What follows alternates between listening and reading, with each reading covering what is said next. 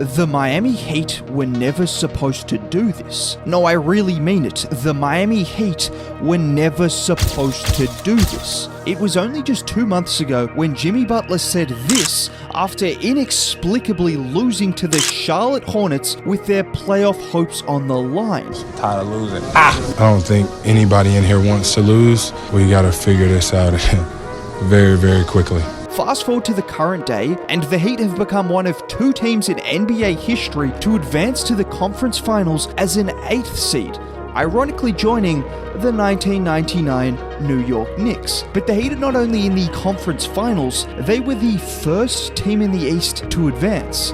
And well, there's 2 major reasons for this. I mean, I don't think anyone will forget where they were when Jimmy Butler had one of the greatest playoff performances in NBA history, nor will they forget when he backed that up with 42 points in Game 5, sunning Jrue Holiday in the process, the most respected defender in the league. With that being said, even with the brilliance of Jimmy and Coach Spo, the Heat have no reason to be playing as well as they are. I mean, Kevin Love has started 9 playoff games for them. The same Kevin Love that started 7 games in his last 2 whole years in Cleveland before falling out of the rotation and getting bought out. And he's actually made a legitimate impact with his shooting and playmaking, like in Game 1 against New York, where he made not 1, not 2, but 3 ridiculous outlet passes in 1 game. Just watch this play. Love gets the board. He scans for a second, throws a dart, and let me pause right here. If this pass is 2 inches lower, that ball is tipped or even stolen, but the pass is perfect and the catch is just as good. Or how about Kyle Lowry, who at 37 years old was said to be completely washed, unplayable. Well, over the last 9 games, he's averaging nearly 12 points and 5 assists on good efficiency, which is 3rd amongst bench players who have played more than 1 series. And that still doesn't come close to doing his impact justice at all, because, well, he's been doing Kyle Lowry things on defense. Right here is Julius Randle posting him up. Randle is 6'8", 250, as opposed to Kyle at just 6', 200. Well, Lowry uses his low center of gravity to his advantage, because the moment Randle spins baseline, Lowry is there to swipe the ball out of his hands. Now, just in case you were wondering, this was one of 8 blocks he had in the series against New York, which included 4 in a Game 1 win. Well, how about an even more crucial play? There's 2 minutes left in Game 6 with the Heat up 5. Brunson kicks it to Barrett, who takes a couple of dribbles baseline before Lowry uses his cat-like reflexes to not only poke the ball free, but more impressively keep it in bounds before kicking it to Jimmy, who found Strus for the and 1. The biggest play of the game was a result of 6' Kyle Lowry locking up 6'6" RJ Barrett in isolation. And these are just 2 individual examples of Miami having players step up. I mean, you just saw Max Strus make that clutch layup. The same Max Strus that was once undrafted and is now playing 35 minutes a night in the playoffs. But overall, it's been a collective effort. Right here are the Heat's numbers from the regular season. Pretty damn bad. And right here are their numbers from the playoffs. As you can see, they have improved across the board, but the craziest improvement has been the net rating. Just to put this into perspective, the Heat had the worst regular season net rating of any team in the playoffs or play-in. In fact, over the last 4 years, prior to this year, only 2 of 16 conference finals teams finished outside the top 10 in net rating during the regular season, and they were 11th both times. Miami finished bottom 10. This is unprecedented territory,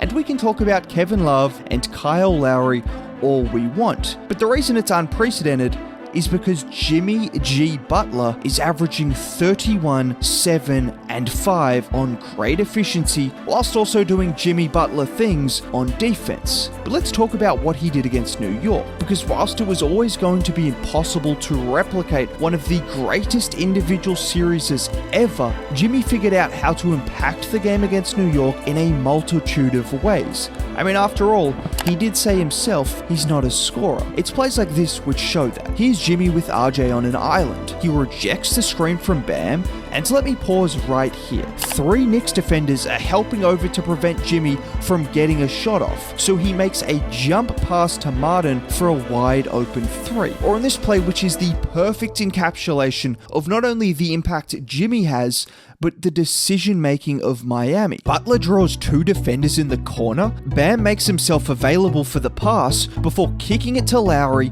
who kicks it straight to Vincent, who not only takes Toppin off the dribble, but hits the Knicks defenders with just enough of a head fake to then find Strus open for 3. It's inevitable that superstars will be doubled, particularly someone who put up 35 a game against Milwaukee, but it's the execution from everyone else that makes all the difference after that happens. And that's where you see the coaching principles from Eric Spoelstra, along with consistently having guys out there that know what plays to make.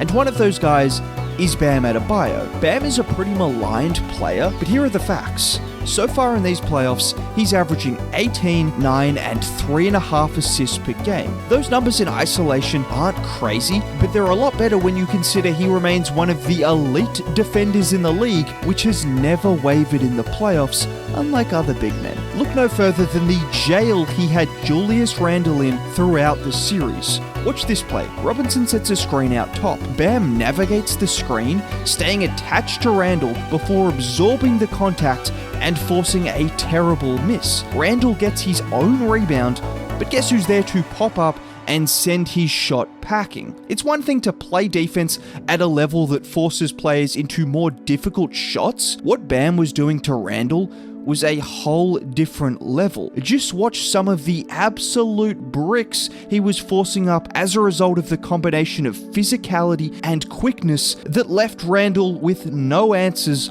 all series long. In addition to this, Bam can also do things like this. Randle sets a screen for Brunson, so Bam decides to switch it because, yeah, he's also capable of going one-on-one defensively against one of the shiftiest players in the league. And then following the miss, his presence alone was enough to have Randle scrambling after the offensive board. But you know what's been forgotten in the midst of this madness that is the Heat run? Miami are doing all of this without their 3rd best player and 3rd leading scorer, a player who looked absolutely pivotal to the Heat's chances of having a competent offense in these playoffs. So in true Miami fashion, with Hero out, Duncan Robinson went from riding the end of the bench all year long to being a legitimate X factor for them in the playoffs. And it's this combination of factors alongside Jimmy Butler and Spo that has the Heat somehow back in the Eastern Conference Finals. And one thing's for certain, one of Philly or Boston are going to be sweating over facing this Heat team again.